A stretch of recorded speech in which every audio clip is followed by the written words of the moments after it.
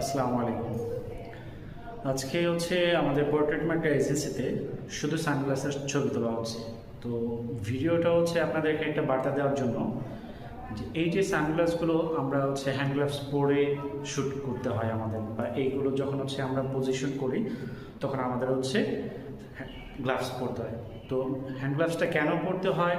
কারণ এই দিকে হচ্ছে আমরা যখন হচ্ছে এটা আমরা ধরার ক্ষেত্রে হচ্ছে ফিঙ্গারপ্রিন্টটা পড়ে যাবে। তো ফিঙ্গারপ্রিন্টটা পড়লে সেটা অবশ্যই যখন আমরা খুব ক্লোজ থেকে প্রোডাক্টটা দেখব তখন এটা নন প্রফেশনাল হবে, জিনিসটা দেখতে হচ্ছে খারাপ লাগবে। তার জন্য হচ্ছে আমরা হ্যান্ড গ্লাভস পরে এবং ক্লিনিং ক্লথ দিয়ে ক্লিন করে নিই। এইভাবে সব কিছু মেনটেন করে দেন হচ্ছে আমরা প্রোডাক্টের শ্যুটগুলো করি। তো শুধু সানগ্লাস নয়, যদি ওয়াচ হয় বা জুয়েলারি আইটেম হয়, তো সেই ক্ষেত্রে মানে যে প্রোডাক্টগুলো হচ্ছে আমাদের হাতে স্পর্শ করতে হয়, ফিঙ্গারপ্রিন্ট পড়ার সম্ভাবনা থাকে, সেই প্রোডাক্টগুলোই হচ্ছে আমরা হ্যান্ডগ্লাস পরে শ্যুট করা হয়।